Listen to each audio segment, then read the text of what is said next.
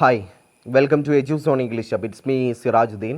എജ്യൂസ് on English ഹബിൻ്റെ പുതിയ വീഡിയോയിലേക്ക് പ്രിയപ്പെട്ട കൂട്ടുകാർക്ക് സ്വാഗതം. അപ്പോൾ നമ്മൾ കഴിഞ്ഞ ക്ലാസ്സിൽ അഡ്വഞ്ചേഴ്സിൻ്റെ ബനിയൻ ട്രീ എന്ന് പറയുന്ന റസ്കിൻ ബോണ്ടിൻ്റെ വളരെ മനോഹരമായൊരു ചെറുകഥയുടെ ആദ്യ ഭാഗങ്ങളാണ് പരിചയപ്പെട്ടത്. ഇന്ന് അതേ പാഠത്തിൻ്റെ തുടർച്ചയാണ്. ഞാൻ കഴിഞ്ഞ ക്ലാസ്സിൽ പറഞ്ഞിരുന്നു വളരെ എക്സൈറ്റഡ് ആയിട്ടുള്ള ഒരു കാഴ്ച നമ്മുടെ റസ്കിൻ ബോണ്ട് കാണുന്നുണ്ട്. ആ കാഴ്ചയാണ് പിന്നീട് അദ്ദേഹം നരേറ്റ് ചെയ്യാൻ പോകുന്നതെന്ന് പറഞ്ഞിരുന്നു. എന്തായിരിക്കും ആ കാഴ്ച? അതിലേക്കാണ് നമ്മൾ ഇനി കടക്കാൻ പോകുന്നത്. അപ്പോൾ ശ്രദ്ധിച്ച് കേൾക്കുക. പരീക്ഷയ്ക്ക് ഒരുപാട് ചോദ്യങ്ങൾ ചോദിച്ചിട്ടുള്ള ഒരു പാഠം കൂടിയാണിത്. നോക്കാം നമുക്ക്. ഇവിടെ പറയാണ്, that was the time I saw a mongoose and cobra fight to death in the garden while I sat directly above them in the banyan tree. അപ്പോൾ ഇവിടെ പറയുന്നത് എന്താ വെച്ച് കഴിഞ്ഞാൽ, നമ്മുടെ ബനിയൻ ട്രീയിൽ ഓൾറെഡി നമ്മുടെ റസ്കിൻ ബോണ്ട് ഒരു പ്ലാറ്റ്ഫോം നിർമ്മിച്ചിട്ടുണ്ട്. ആ പ്ലാറ്റ്ഫോമിന് മുകളിൽ ഇങ്ങനെ ഇരിക്കുകയാണ്. ആ സമയത്തേക്ക് തൻ്റെ ആൽമരത്തിൻ്റെ ചുവടിലേക്ക് അല്ലെങ്കിൽ ആൽമരത്തിൻ്റെ താഴത്തേക്ക് രണ്ട് അതിഥികൾ വരുന്നുണ്ട്. ഒന്ന് ഒരു കോബ്രയാണ്, രണ്ടാമത്തെ ഒരു മംഗൂസാണ്. It was an April afternoon and the warm breeze of approaching summer had sent everyone, including grandfather, indoors. It was an April afternoon. ഒരു ഏപ്രിൽ മാസത്തിൽ ഉച്ച കഴിഞ്ഞുള്ള സമയമാണിത്. And the warm breeze of approaching summer had sent everyone. ആ summer സീസണിലെ April മാസം എന്ന് പറയുന്ന വേനൽക്കാലമാണ്. ആ വേനൽക്കാലത്തിൽ ആ ചൂടുകാറ്റ് എല്ലാവരിലേക്കും ഇങ്ങനെ ആഞ്ഞു വീശുന്നുണ്ട്. Everyone including my grandfather indoors. എൻ്റെ വീടിനകത്തിരിക്കുന്ന മുത്തശ്ശന് പോലും ആ ചൂട് കാറ്റ് കിട്ടുന്നുണ്ട് എന്നാണ് അദ്ദേഹം പറയുന്നത്. അപ്പോൾ നല്ല ചൂടുള്ളൊരു ഏപ്രിൽ മാസമാണ്. നോക്കാം. And I was feeling drowsy myself and was wondering if I should go to the pond behind the house for a swim. അപ്പോൾ ആ സമയത്ത് നമ്മുടെ റസ്കിൻ ബോണ്ട് നരേറ്റർ ആകെ ഡ്രോസി ആയിട്ടിരിക്കുക എന്ന് പറഞ്ഞാൽ ആകെ ക്ഷീണിച്ച് ആകെ വിയർത്തൊലിച്ചിരിക്കുക. അങ്ങനെ ആ സ്വെറ്റ് ചെയ്തിരിക്കുന്ന സമയത്ത് അവനൊന്ന് ചിന്തിക്കുകയാണ്, തൻ്റെ വീടിൻ്റെ പുറകുവശത്ത് ഒരു ചെറിയ കുളമുണ്ട്, ആ കുളത്തിലൊന്ന് പോയിട്ട് കുളിക്കാൻ പറ്റിയിരുന്നെങ്കിൽ എന്ന് ചിന്തിക്കുന്ന അതേ സമയത്താണ് ഇവിടേക്ക് രണ്ട് അതിഥികൾ കടന്നു വരുന്നത്. നോക്കാം.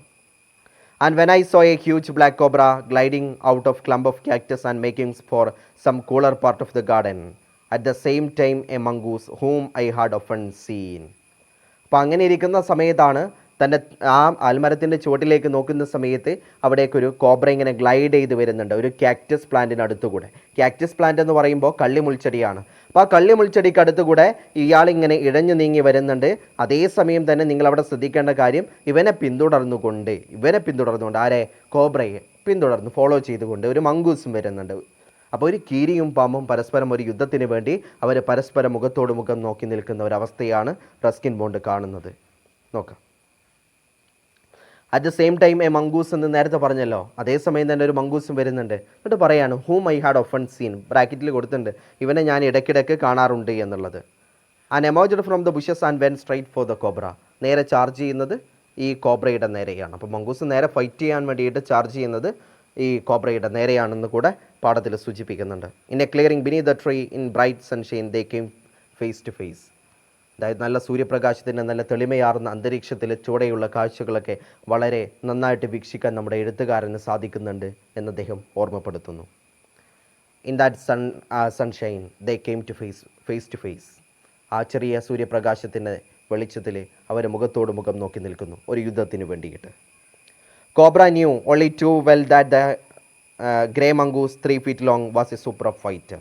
തൻ്റെ മുന്നിൽ നിൽക്കുന്ന ശത്രുവിനെ നന്നായിട്ട് grey മംഗൂസിനറിയാം.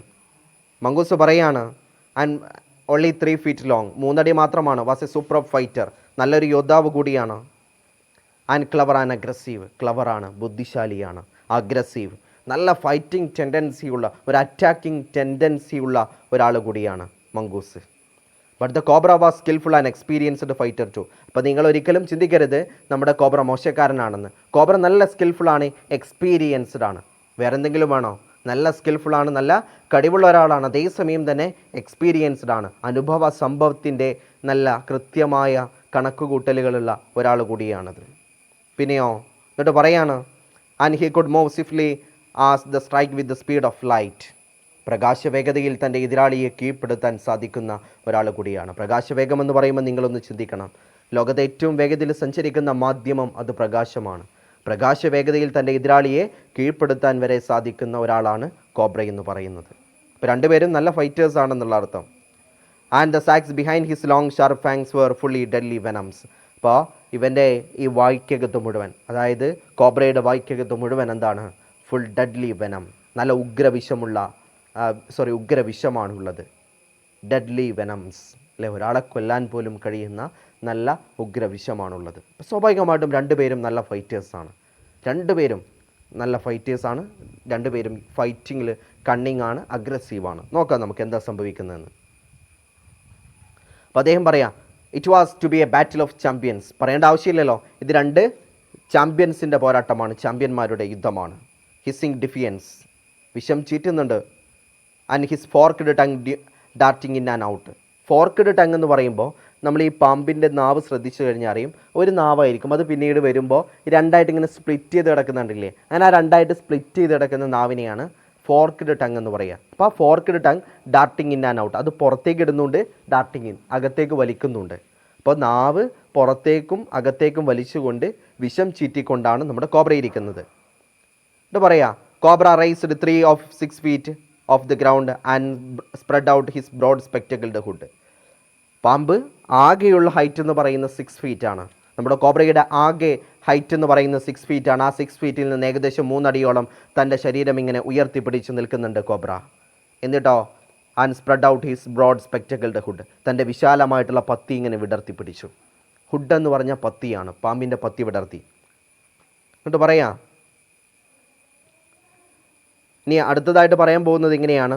The mongoose bushed his tail and the long hair on his spine stood up. In the past the very thickness of the hair had saved him from the bite that would have been fatal to others. അപ്പോൾ mongoose മോശക്കാരനൊന്നുമല്ല. Mongoose ഒന്ന് രോമകൂപങ്ങളൊക്കെ ഒന്ന് ഉയർത്തെഴുന്നേൽപ്പിച്ചു. തൻ്റെ പുറത്തുള്ള രോമകൂപങ്ങളൊക്കെ തൻ്റെ മുതുകുവശത്തുള്ള സ്പൈനിലുള്ള, spine എന്ന് പറഞ്ഞാൽ ഈ പുറകുവശമാണ് അല്ലെങ്കിൽ മുതുകുവശമാണ്, ആ മുതുകത്തുള്ള രോമകൂപങ്ങളൊക്കെ ഇങ്ങനെ എഴുന്നേറ്റ് നിൽക്കുന്നുണ്ട്. അപ്പോൾ ഈ രോമകൂപങ്ങളെ കൊണ്ടുള്ള ഒരു പ്രയോജനം എന്ന് പറയുന്നത്, കഴിഞ്ഞ കാലത്ത് പല മൃഗങ്ങളും ഇവനെ അറ്റാക്ക് ചെയ്യുന്ന സമയത്ത് അവരുടെ ഉപദ്രവങ്ങളിൽ നിന്നൊക്കെ ഈ രോമകൂപങ്ങൾ അവനെ രക്ഷിച്ചെടുത്തിട്ടുണ്ട്. കാരണം അവരുടെ അറ്റാക്ക് പലപ്പോഴും എന്ത് ചെയ്യും, ഈ രോമകൂപങ്ങളിൽ തട്ടിയിട്ട് തൻ്റെ ശരീരത്തിൽ മുറിവേൽപ്പിച്ചിട്ടില്ല എന്നുള്ളതാണ് ഇതിൻ്റെ കാരണം. ഓക്കെ, അപ്പോൾ രണ്ടുപേരും യുദ്ധത്തിന് വേണ്ടി തയ്യാറെടുത്തു എന്നുള്ള അർത്ഥമാണ് ഇവിടെ നമ്മൾ മനസ്സിലാക്കേണ്ടത്. Though the combatants were unaware of my presence in the banyan tree, and they soon became aware of the 2 other spectators, one was Maina, another one was Jungle Crow. അവരൊരിക്കലും എൻ്റെ സാന്നിധ്യത്തെക്കുറിച്ച്, ഞാൻ ആ ആൽമരത്തിൻ്റെ മുകളിലുണ്ട് എന്നുള്ളതിനെക്കുറിച്ച് ഇവർ രണ്ടുപേരും കോൺഷ്യസ് അല്ല, ബോധവാന്മാരല്ല. എന്നാൽ അതേസമയം തന്നെ മറ്റൊരാളുടെ വരവിനെ കൃത്യമായിട്ട് അവർ മനസ്സിലാക്കുന്നുണ്ട്. ഒരാളുടെയല്ല, രണ്ടാൾ വരുന്നുണ്ട് അങ്ങോട്ട്. സ്പെക്റ്റേറ്റേഴ്സ് എന്ന് പറഞ്ഞാൽ കാഴ്ചക്കാരെന്നാണ്, വ്യൂവേഴ്സ് എന്നാണ് അതിൻ്റെ അർത്ഥം. അപ്പോൾ 2 വ്യൂവേഴ്സ് വരുന്നുണ്ട്. ആരൊക്കെയാണെന്നറിയോ? ഒന്നൊരു ജംഗിൾ ക്രോയാണ്, രണ്ടാമത്തതൊരു മൈനയാണ്. ജംഗിൾ ക്രോ എന്ന് പറഞ്ഞാൽ കാട്ടുകാക്ക എന്നാണ്. അപ്പോൾ പ്രത്യേകമായിട്ട് അവിടെ പറയുന്നുണ്ട് നോട്ട് ദ വില്ലി അർബൻ ക്രോ. ബ്രാക്കറ്റിനകത്ത് ഇങ്ങനെ കൊടുത്തിരിക്കുന്നത് നോട്ട് ദ വില്ലി അർബൻ ക്രോ. നമ്മൾ സാധാരണ പുറത്ത് കാണുന്ന അല്ലെങ്കിൽ നാട്ടിൽ കാണുന്ന ഈ നമ്മുടെ നാട്ടിൻപുറത്ത് കാണുന്ന കാക്കയല്ല, വില്ലി അർബൻ ക്രോ അല്ല എന്ന് കൃത്യമായിട്ട് പറയുന്നുണ്ട്. അപ്പോൾ കാട്ടുകാക്ക തന്നെയാണ്. നോക്കാം ഇനി. They had seen this preparation for the battle. അവർ ഈ യുദ്ധത്തിൻ്റെ ഒരുക്കങ്ങളൊക്കെ കണ്ടുകൊണ്ടിരിക്കുകയാണ്. And had settled on the cactus to watch the outcome. അവർ ഈ മത്സരത്തിൽ പങ്കെടുക്കാൻ ഉദ്ദേശിച്ചില്ല. അവർ നേരെ ചെയ്ത എന്താ അറിയോ? തൊട്ടടുത്തൊരു കാക്ടസ് പ്ലാന്റ് ഉണ്ട്, ഒരു കള്ളി മുൾച്ചെടിയുണ്ട്.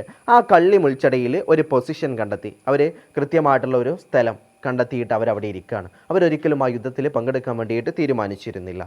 നോക്കാം ഇനി എന്താ സംഭവിക്കാമെന്ന്. And had the been content only to watch and all would have been well with both of them. കാരണം എന്താ അറിയോ? ഈ 2 പേർക്കും തങ്ങളുടെ മുന്നിൽ നിൽക്കുന്ന ശത്രുവിനെ കുറിച്ച് നന്നായിട്ടറിയാം. അതുകൊണ്ടാണ് അവർ ആ യുദ്ധത്തിൽ പങ്കെടുക്കാൻ ഒരു വിമുഖത കാണിക്കുന്നത്. The cobra stood on defensive, swaying slowly from side to side. ഈ കോബ്ര എന്ത് ചെയ്യുന്നുണ്ട്? ഒരു സൈഡിൽ നിന്ന് മറ്റൊരു സൈഡിലേക്ക് ഇങ്ങനെ സ്വിങ് ചെയ്തുകൊണ്ടിരിക്കുക, അങ്ങോട്ടും ഇങ്ങോട്ടും ഇങ്ങനെ ഒരു സ്വിങ് ചെയ്തുകൊണ്ടിരിക്കുക, അങ്ങനെ ആടിക്കൊണ്ടിരിക്കുന്നുണ്ട്. എന്തിനറിയോ? ടു മേക്ക് കൺഫ്യൂസീവ്, ഒരു ചെറിയൊരു കൺഫ്യൂഷൻ ക്രിയേറ്റ് ചെയ്യാൻ വേണ്ടിയിട്ടാണ്. കാരണം തൻ്റെ മുന്നിൽ നിൽക്കുന്ന മംഗൂസ് വളരെ അഗ്രസീവായിട്ടുള്ള ഒരാളാണ്. അതുകൊണ്ട് തന്നെ എപ്പോൾ വേണമെങ്കിലും തന്നെ അറ്റാക്ക് ചെയ്യാം. അപ്പോൾ അവനിലൊരു സംശയം ഉണ്ടാക്കിയെടുക്കുക എന്നുള്ളതാണ് ഇതിൻ്റെ ലക്ഷ്യം. ഇങ്ങനെ സ്വിങ് ചെയ്യുന്ന സമയത്ത് തന്നെ ഏത് വശത്തു കൂടെയാണ് അറ്റാക്ക് ചെയ്യുക എന്നൊരിക്കലും കോബ്രയ്ക്കല്ല മംഗൂസിന് പ്രഡിക്റ്റ് ചെയ്യാൻ സാധിക്കില്ല. നിങ്ങളൊന്ന് ആലോചിച്ച് നോക്ക്, ഇങ്ങനെ സ്വിങ് ചെയ്തുകൊണ്ടിരിക്കുക, വലതുവശത്തേക്കും ഇടതുവശത്തേക്കും ഇങ്ങനെ സ്വിങ് ചെയ്തുകൊണ്ടിരിക്കുക. അപ്പോൾ തന്നെ ഏത് വശത്തു കൂടെയാണ് അറ്റാക്ക് ചെയ്യുക, ഇടതുവശത്തു കൂടെയാണോ വലതുവശത്തു കൂടെയാണോ, എന്ത് പ്രഡിക്റ്റ് ചെയ്യാൻ ഒരിക്കലും ആർക്ക് സാധിക്കില്ല? മംഗൂസിന് സാധിക്കില്ല. ഇത് തന്നെയാണ് കോബ്രയുടെ ലക്ഷ്യവും. നോക്കാം. And mongoose into marking a false move. ഇങ്ങനെ മെസ്മറൈസ് ചെയ്തിട്ട് കൺഫ്യൂസ്ഡ് ആക്കിയിട്ട് ഒരു തെറ്റായ ഒരു ദിശയിലേക്ക് കൊണ്ടുവരിക, എന്നിട്ട് അവിടെ നിന്ന് അറ്റാക്ക് ചെയ്യുക എന്നുള്ളതാണ് ഇവൻ്റെ ലക്ഷ്യമെന്ന് പറയുന്നത്. But the mongoose knew the power of his open and glassy unwinking eyes and refused to meet them. തൻ്റെ മുന്നിൽ നിൽക്കുന്ന ശത്രുവിൻ്റെ കൃത്യമായ കാഴ്ചപ്പാടുള്ള ഒരാളാണ് മംഗൂസ് എന്ന് പറയുന്നത്. അപ്പോൾ മംഗൂസിനറിയാം തൻ്റെ മുന്നിൽ നിൽക്കുന്നത് നല്ലൊരു ശത്രുവാണ്, നേരെ ചെന്ന് കൊടുത്തു കഴിഞ്ഞാൽ നല്ല പടമാവാനുള്ള എല്ലാ സാധ്യതയുമുണ്ട്, അല്ലെങ്കിൽ നേരെ ചത്തുപോകാനുള്ള എല്ലാ സാധ്യതയുമുണ്ട് എന്ന് മനസ്സിലാക്കുന്നത് കൊണ്ട് തന്നെ അത്തരം ഒരു സാഹസത്തിന് മുതിരുന്നില്ല. കാരണം തൻ്റെ ശത്രു ഒരു കണ്ണിമ ചിമ്മുന്ന പോലുമില്ല. അൺവിങ്കിങ് ഐസ് എന്ന് പറഞ്ഞ്, അൺവിങ്കിങ് എന്ന് പറഞ്ഞാൽ കണ്ണിമ ചിമ്മുന്നത് പോലുമില്ല. ഗ്ലാസി, അവൻ്റെ കണ്ണുകളിങ്ങനെ തിളക്കമുള്ളതാണ്. അപ്പോൾ നല്ല സൂക്ഷിച്ചു നിൽക്കുകയാണ്. ഒരു ചാൻസ് കിട്ടിക്കഴിഞ്ഞാൽ അറ്റാക്ക് ചെയ്യാമെന്നുള്ള ഒരു ക്വീനായിട്ടുള്ള ഒരു വ്യക്തമായ ഒബ്സർവേഷനോട് കൂടെയാണ് നമ്മുടെ കോബ്ര അവിടെ നിൽക്കുന്നത്. അപ്പോൾ മംഗൂസ് അങ്ങോട്ട് അടുക്കുന്നില്ല. And instead he fixed the gaze point just below the cobra's hood and pointed the attack. അങ്ങനെ ഇരിക്കുന്ന സമയത്ത് കോബ്ര ഇങ്ങനെ പത്തി വിടർത്തി നിൽക്കല്ലേ, ആ പത്തിയുടെ ചുവട്ടിലായിട്ട് ഇങ്ങനെ നിലയുറപ്പിച്ചു, അല്ലെങ്കിൽ കണ്ണുകൾ ഉറപ്പിച്ചു, ഇങ്ങനെ നോക്കിക്കൊണ്ടിരിക്കുക. എന്നിട്ട് എന്താ ചെയ്യുന്നത് വെച്ച് കഴിഞ്ഞാൽ സ്റ്റാർട്ടഡ് ദ അറ്റാക്ക്, അല്ലെങ്കിൽ ഓപ്പൺ ദ അറ്റാക്ക് ആരംഭിച്ചു. Moving forward quickly until he was just within the cobras reach. നേരെ ഇങ്ങനെ മുന്നോട്ട് വന്നു. എത്രത്തോളം മുന്നോട്ട് വന്നു എന്നറിയോ? കോബ്രയ്ക്ക് തന്നെ പിടിക്കാൻ പറ്റുന്ന ഒരു അതിർത്തിയുണ്ട്, അല്ലെങ്കിൽ തന്നെ പിടിക്കാൻ കഴിയുന്ന ആ റീച്ച്. ഇപ്പം ഞാൻ ഇവിടെ നിന്നിട്ട് എൻ്റെ കൈ എത്രമാത്രം മുന്നോട്ട് നീട്ടാൻ പറ്റുമോ അതാണ് എൻ്റെ റീച്ച് എന്ന് പറയുന്നത്.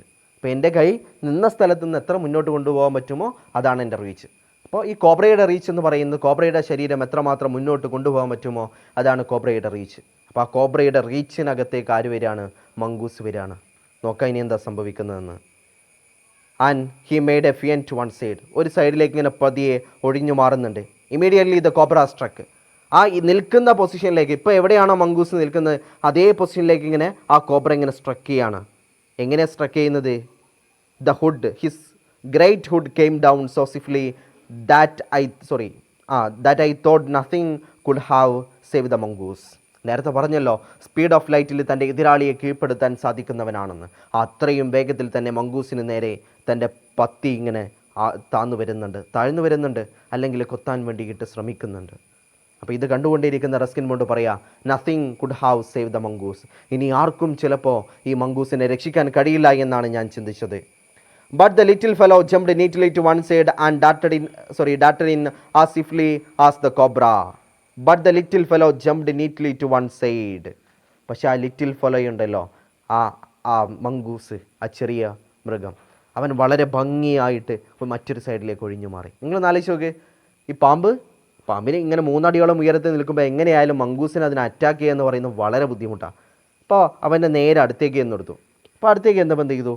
നല്ല ശക്തിയായിട്ട് ആഞ്ഞു കുത്തി അതേ സമയത്ത് തന്നെ മംഗൂസ് വളരെ ഭംഗിയായിട്ട് മറ്റൊരു സൈഡിലേക്ക് ഒഴിഞ്ഞു മാറി. അപ്പോൾ സ്വാഭാവികമായിട്ടും തനിക്ക് പിടിക്കാൻ പറ്റുന്ന അകലത്തിലേക്ക് ആര് വന്നു? കോബ്ര വന്നു. കോബ്രയെ അറ്റാക്ക് ചെയ്യാൻ നോക്കാം. എന്താ ചെയ്യുന്നത്? And darted in as swiftly as the cobra, biting the snake on the back and darting away again out of reach. ശരിയാണ്. നേരെ ഇങ്ങനെ താഴ്ന്നു വന്നതോടുകൂടെ സ്വിഫ്റ്റ്ലി, വളരെ വേഗത്തിൽ എന്ത് ചെയ്തു? കോബ്രയുടെ അടുത്തേക്ക് ചാടി കോബ്രയുടെ പുറകുവശത്ത് ഒരു കടി കൊടുത്തു. വീണ്ടും കോബ്രയെ പിടിക്കാൻ പറ്റാത്തത്ര പുറകോട്ട് ഒരു ഡിസ്റ്റൻസിലേക്ക് മാറി നിൽക്കുകയാണ്. ഇപ്പം എന്താ ചെയ്തത്? കോബ്ര ശരിക്കും അറ്റാക്ക് ചെയ്ത മംഗൂസിനെ, പക്ഷെ പണി കിട്ടിയത് ആർക്ക് തന്നെയാണ്? കോബ്രയ്ക്ക് തന്നെയാണ്. നോക്കാം അടുത്ത പാരഗ്രാഫ് ഇങ്ങനെയാണ്. The moment the cobra struck, the crow and myna hurled themselves at him, only to collide heavily in midair and shrieking at each other, and they returned to the cactus plant. ഇപ്പോൾ 2 പേര് കാഴ്ചക്കാരായിട്ട് വന്നു എന്ന് പറഞ്ഞല്ലോ, ഒരു മൈനയും അതുപോലെ തന്നെ jungle ക്രോയും. ഇവരുടെ ഉദ്ദേശം എന്ന് പറയുന്നത് ടു ഇൻ്റർഫിയർ ദ ബാറ്റിൽ, ആ യുദ്ധത്തെ തടസ്സപ്പെടുത്തുക, എങ്ങനെയെങ്കിലും ആ കോബ്രയെ പരാജയപ്പെടുത്തുക എന്നുള്ളതാണ്.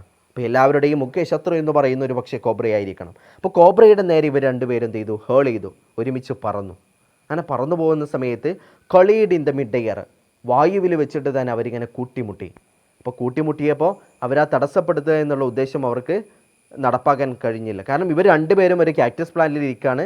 2 പേരും അവിടുന്ന് ഒരേ ദിശയിൽ പറക്കുമ്പോൾ കൊളീഡ് ചെയ്തതാണ്, കൂട്ടിമുട്ടിയതാണ്. അപ്പോൾ ഒരു ഷ്രീക്കിംഗ് സൗണ്ടോടുകൂടെ, ഒരു കരച്ചിലോടുകൂടെ അവരവരുടെ കാക്ടസ് പ്ലാന്റിലേക്ക് തന്നെ സുരക്ഷിതമായി തിരികെ എത്തി. അപ്പോൾ ഒന്നാമത്തെ അറ്റംപ്റ്റ് ഇൻ്റർഫിയർ ചെയ്യാന്നുള്ള അറ്റംപ്റ്റ് ഫെയിൽ ആയിരുന്നു. നോക്കാം ഇനി എന്താ നോക്കാം. A few drops of blood glistened on the cobra's back, and the cobra struck again and missed again, and the mongoose sprang aside, jumped and bit, and the birds dived at the snake, bumped into each other instead, and returned to the shrieking to the safety of the cactus. അപ്പോൾ ഇവിടെ ഈ പാരഗ്രാഫിനകത്ത് പറയുന്നത് few drops of blood are glisten on the back of cobra's head. കോബ്രയുടെ തലയ്ക്കു പുറകിലായിട്ട് കുറച്ച് രക്തത്തുള്ളികൾ ഇങ്ങനെ ഗ്ലിസൺ ചെയ്യുന്നുണ്ട്, തിളങ്ങി കാണുന്നുണ്ട്. And cobra struck again. രണ്ടാമതും കോബ്ര കുത്തുന്നുണ്ട്, അറ്റാക്ക് ചെയ്യുന്നുണ്ട്. It missed again. രണ്ടാമതും കോബ്രയ്ക്ക് തൻ്റെ ആ ഒരു ശ്രമം പരാജയപ്പെട്ടു പോവുകയാണ് ചെയ്യുന്നത്. എന്നിട്ട് എന്താ ചെയ്യുന്നത്? നേരത്തെ ചെയ്തതുപോലെ തന്നെ മറ്റൊരു സൈഡിലേക്ക് ഇങ്ങനെ കൊത്തുന്ന സമയത്ത് ഭംഗിയായിട്ട് ഒഴിഞ്ഞു മാറിയിട്ട് നേരെ പോയിട്ട് ഒരു കടി കൊടുത്തു. സുരക്ഷിതമായിട്ടുള്ള അകലേക്ക് മാറി നിൽക്കുന്നു. ഇനി രണ്ടാമത്തെ തവണയും യുദ്ധത്തിൻ്റെ രണ്ടാമത്തെ ഘട്ടത്തിലും ഇവിടേക്ക് മൈനയും അതുപോലെ തന്നെ ജംഗിൾ ക്രോയും ഫൈറ്റ് ചെയ്യാൻ വേണ്ടിയിട്ട് വരുന്നുണ്ട്, ഇൻ്റർഫിയർ ചെയ്യാൻ വേണ്ടിയിട്ട് വരുന്നുണ്ട്. ഇപ്പോൾ അവർ പരസ്പരം ബമ്പ് ചെയ്യാതിരിക്കാൻ വേണ്ടിയിട്ട്, കൂട്ടിമുട്ടാതിരിക്കാൻ വേണ്ടിയിട്ട് രണ്ട് വ്യത്യസ്തമായിട്ടുള്ള, രണ്ട് ഡിഫറൻ്റ് ആയിട്ടുള്ള വഴികളിലൂടെയാണ് സഞ്ചരിക്കുന്നത്. അതുപോലെ അവരുടെ ഉദ്ദേശം പൂർത്തീകരിച്ചിട്ട് ഇൻ്റർഫിയറിംഗ് എന്ന് പറയുന്നത് സക്സസ്ഫുൾ ആയിട്ട് പൂർത്തീകരിച്ച ശേഷം അവർ കാക്ടസ് പ്ലാന്റിലേക്ക് രണ്ടാമത്തെ തവണ സുരക്ഷിതമായിട്ട് തിരിച്ചെത്തി. ഇപ്പോൾ അവർ വിജയിച്ചിരിക്കുന്നു. അതായത് അവരുടെ ലക്ഷ്യം എന്താണോ അത് അവർ നടപ്പാക്കിയിരിക്കുന്നു എന്ന് വേണം നമ്മൾ മനസ്സിലാക്കാൻ വേണ്ടിയിട്ട്. നോക്കാം. ഇനി the third round followed the same course the first, but the one dramatic difference the crow and myna still determine to take in the part proceeding. മൂന്നാമത്തെ തവണ എങ്ങനെ ഇതേപോലെ തന്നെ ആദ്യ രണ്ട് തവണ എങ്ങനെ നടന്നേ? കോബ്രയുടെ അടുത്തേക്ക് മങ്കൂസ് ചെന്ന് കൊടുക്കും, അപ്പോൾ കോബ്ര കൊത്തും, അവിടുന്ന് പതിയെ ഒഴിഞ്ഞു മാറും. അങ്ങനെ ഒഴിഞ്ഞു മാറുന്ന സമയത്ത് കോബ്രയെ നന്നായിട്ട് ഒരു കൊത്ത് കൊടുത്തിട്ട് വീണ്ടും സുരക്ഷിതമായ അകലേക്ക് മങ്കൂസ് മാറി നിൽക്കും. ഇതേപോലെ തന്നെയാണ് മൂന്നാമത്തെ തവണയും. പക്ഷെ ഇവിടെ ചെറിയൊരു ഡ്രമാറ്റിക് ഡിഫറൻസ് ഉണ്ട്. ഒരു നാടകീയ സംഭവങ്ങൾ നടക്കുന്നുണ്ട്. എന്താ നാടകീയമായ സംഭവം എന്നറിയോ? അതായത് മൂന്നാമത്തെ തവണയും നമ്മുടെ ജംഗിൾ ക്രോയും അതുപോലെ തന്നെ മൈനയും ഈ യുദ്ധത്തിൽ പങ്കെടുക്കണമെന്ന അതിയായ ആഗ്രഹം അവർക്കുണ്ട്, തടസ്സപ്പെടുത്തണമെന്ന ആഗ്രഹം. അതിനു വേണ്ടിയിട്ട് അവർ അങ്ങോട്ട് പറന്നു പോവുകയാണ്. The crow and myna still determined. അവരിപ്പോഴും ഉറച്ച തീരുമാനത്തിലാണ്. ഡിറ്റർമിനേഷൻ എന്ന് പറഞ്ഞാൽ തീരുമാനമാണ്. സ്ട്രോങ് ഡിറ്റർമിനേഷൻ എന്നൊക്കെ പറഞ്ഞ് ഉറച്ച തീരുമാനം എന്നാണ്. അപ്പോൾ നല്ല ഡിറ്റർമൈൻഡാണ്. And take part the proceeding. അടുത്തുള്ള അവരുടെ യുദ്ധത്തിലും അല്ലെങ്കിൽ ഫൈറ്റിലും തങ്ങൾക്ക് ഇടപെടണമെന്നുള്ള ഒരു ആഗ്രഹം ഇവർക്ക് രണ്ടുപേർക്കും ഇപ്പോഴുമുണ്ട്. ഡൈവഡ് അറ്റ് ദ കോബ്ര. അതുകൊണ്ട് തന്നെ നേരെ കോബ്രയുടെ നേരെ ഡൈവ് ചെയ്തു. And but this time they missed each other as well as there mark. ഇവർക്ക് ഉദ്ദേശിച്ചിരുന്നൊരു മാർക്ക് ഉണ്ടായിരുന്നു, ലക്ഷ്യസ്ഥാനമുണ്ടായിരുന്നു, അതവർക്ക് മിസ്സായി. നേരെ കോബ്രയുടെ മുന്നിൽ ചെന്ന് പെട്ടു. The myna flew on and reached its perch. മൈനക്ക് പെട്ടെന്ന് തന്നെ അതിൻ്റെ ശരിയായ ദിശയിലേക്ക് വരാൻ സാധിച്ചു. പക്ഷെ ആർക്ക് സാധിച്ചില്ല? ജംഗിൾ ക്രോയ്ക്ക് സാധിച്ചില്ല. എന്താ സംഭവിക്കുക നോക്കാം. But the crow try to pull up in the mid air and turn back in the second that it took him to do. The cobra whipped his head back and struck with great force. അതായത് അവൻ എങ്ങനെയെങ്കിലും ഒന്ന് പറന്നുയർന്നിട്ട് തൻ്റെ ലക്ഷ്യസ്ഥാനത്തേക്ക് തിരിച്ചു പോരണമെന്ന് വിചാരിച്ചിരിക്കുന്ന സമയത്ത് cobra ആ പാമ്പ് ചെയ്തു? തൻ്റെ ശരീരം ശക്തിയായി പുറകിലോട്ട് വലിച്ചിട്ട് ആഞ്ഞു കൊത്തുന്നുണ്ട്. നോക്കാം. വിത്ത് ഗ്രേറ്റ് ഫോഴ്സ്, നല്ല ശക്തിയായിട്ടാണ് ആഞ്ഞു വീശുന്നത് അല്ലെങ്കിൽ ആഞ്ഞു കൊത്തുന്നത്. His nod thudding against the crow's body. ആ കൊത്ത് നേരെ കൊള്ളുന്നത് ക്രോയുടെ ശരീരത്തിലാണ്, കാക്കയുടെ ശരീരത്തിലാണ്. അപ്പോൾ കാക്ക സ്വാഭാവികമായിട്ട് എന്ത് ചെയ്തിട്ടുണ്ടാവും? I so the bird flung nearly 20 feet across the garden. ഇവിടെ പറയുന്നുണ്ട് ഏകദേശം 20 feet അക്രോസ് ദ ഗാർഡൻ, ഏകദേശം 20 അടിയോളം പുറകിലോട്ട് തെറിച്ചു പോകുന്നുണ്ട് കാക്ക. അപ്പോൾ ആ കൊത്ത് കിട്ടിയിട്ട് കാക്ക അത്രത്തോളം, ജംഗിൾ ക്രോ അത്രത്തോളം പുറകോട്ട് തെറിച്ചു പോകുന്നുണ്ടെന്ന് എഴുത്തുകാരൻ സൂചിപ്പിക്കുന്നു. And after fluttering for a while, കുറച്ച് നേരം ഇങ്ങനെ ചിറകടിച്ചു. നമ്മൾ ഈ ബുച്ചേഴ്സ് ഷോപ്പിലൊക്കെ ചെന്ന് കഴിഞ്ഞാൽ, ഈ അറവുശാലയിലൊക്കെ ചെന്ന് കഴിഞ്ഞാൽ കോഴിയൊക്കെ അറുത്തിടുന്ന സമയത്ത് ഇങ്ങനെ കുറച്ച് നേരം ഇങ്ങനെ പിടക്കുന്ന കാണാം അല്ലേ? അതേപോലെ നമ്മുടെ ജംഗിൾ ക്രോയും ഒന്ന് പിടച്ചു. ആ ലേറ്റ് സ്റ്റീൽ. പിന്നെ കുറച്ച് കഴിഞ്ഞപ്പോൾ അത് അനങ്ങാണ്ട് കിടക്കുന്നുണ്ട്, വിച്ച് മീൻസ് ദ ഡൈറ്റ്. ഇപ്പോൾ ഒരു പണി ഇല്ലാഞ്ഞിട്ട് എന്താണ്, ഇരന്നു വാങ്ങിയ ഒരു പണിയെന്ന് പറയും അല്ലേ ചിലരൊക്കെ. കൊളോക്കിയൽ ആക്സെൻറ്റിൽ പറയാറുണ്ട്, സംസാര ഭാഷയിൽ പലരും ഉപയോഗിക്കുന്നതാണ്. ഇരന്നു വാങ്ങിയ, ചോദിച്ചു വാങ്ങിയ പണിയെന്ന് പറയാറുണ്ട്. ഇപ്പോൾ വെറുതെ അവിടെ ആ കാഴ്ച കണ്ടിരുന്നാൽ മതിയായിരുന്നു. ഇവർ ഇൻ്റർഫിയർ ചെയ്യാൻ വന്നതാ, പണി കിട്ടിയത് ഇപ്പോൾ ജംഗിൾ ക്രോയ്ക്കാ, അത് ചത്തുപോയിട്ടുണ്ട്. നോക്കാം. And myna remained on the cactus plant very wisely refrained from interfering again. ഇപ്പോൾ മൈനക്ക് കാര്യമൊക്കെ പിടികിട്ടി, ഇനി അങ്ങോട്ട് പോയി കഴിഞ്ഞാൽ അടുത്ത പണി എനിക്കാ കിട്ടുക എന്നുള്ള ഉറപ്പുള്ളത് കൊണ്ട് തന്നെ എന്ത് ചെയ്തു, നല്ല അച്ചടക്കമുള്ള, നല്ല അടക്കവും ഒതുക്കവുമുള്ള ഒരു വിദ്യാർത്ഥിയെ പോലെ നമ്മുടെ മൈന എന്ത് ചെയ്തു, കാക്ടസ് പ്ലാന്റിൽ വളരെ സുരക്ഷിതമായിട്ട് ഇപ്പോൾ ഇരിക്കുന്നുണ്ട്. ഇനി അങ്ങോട്ട് പോകുന്നില്ല, ഇൻ്റർഫിയർ ചെയ്യാൻ പോകുന്നില്ല എന്നുള്ളൊരു തീരുമാനവും ഇപ്പോൾ എടുത്തിട്ടുണ്ട്. ഇതാണ് നമ്മുടെ ഇതുവരെയുള്ള കഥ. അപ്പോൾ ഈ കഴിഞ്ഞ 3 റൗണ്ടുകളിലും പരാജിതൻ എന്ന് പറയാൻ പറ്റുന്നത് കോബ്രയാണ്. ഒരു ചെറിയ മുൻതൂക്കം, ചെറുതല്ല, ഒരു 70% മുൻതൂക്കം ഇപ്പോഴും നമ്മുടെ മങ്കൂസിനുണ്ട്. പക്ഷെ തിരിച്ചു വരുമോ എന്നുള്ളൊരു ചോദ്യമുണ്ട് കോബ്ര. ഏതു നിമിഷവും തിരിച്ചു വരാൻ കഴിവുള്ള ഒരാളാണ് കോബ്ര. നോക്കാം നമുക്ക് എന്താണ് സംഭവിക്കുന്നതെന്ന്. അപ്പോൾ അടുത്ത ക്ലാസ്സിലൂടെ നമുക്കത് പരിചയപ്പെടാം. വീണ്ടും ഒരു ക്ലാസ്സിൽ നമുക്ക് കണ്ടുമുട്ടാം. നിങ്ങൾ നമ്മുടെ ചാനൽ ഇതുവരെ സബ്സ്ക്രൈബ് ചെയ്തിട്ടില്ലെങ്കിൽ സബ്സ്ക്രൈബ് ചെയ്യുക. നിങ്ങളുടെ കൂട്ടുകാർക്ക് വേണ്ടിയിട്ട് നിങ്ങൾ ഷെയർ ചെയ്യുക. അതുപോലെ തന്നെ നിങ്ങൾ തൊട്ടടുത്ത് കാണുന്ന ബെൽ ബട്ടൺ അമർത്തി കഴിഞ്ഞാൽ ഞാൻ അപ്ലോഡ് ചെയ്യുന്ന വീഡിയോസിൻ്റെ നോട്ടിഫിക്കേഷൻ നിങ്ങൾക്ക് അതേ സമയം തന്നെ ലഭിക്കുന്നതായിരിക്കും. ഇത് നിങ്ങൾക്ക് കൃത്യസമയത്ത് വീഡിയോസ് കാണുന്നതിന് ഉപകരിക്കും, കൃത്യമായി പാഠങ്ങൾ പഠിക്കുന്നതിന് ഉപകരിക്കുമെന്ന് നിർദ്ദേശിച്ചുകൊണ്ട് നമുക്ക് ഇന്നത്തെ ക്ലാസ് അവസാനിപ്പിക്കാം. അപ്പോൾ അടുത്ത ക്ലാസ്സിൽ ഇതിൻ്റെ ബാക്കി ഭാഗവുമായിട്ട് വീണ്ടും കണ്ടുമുട്ടാം. അതുവരേക്കും thank you to all and have a bright day.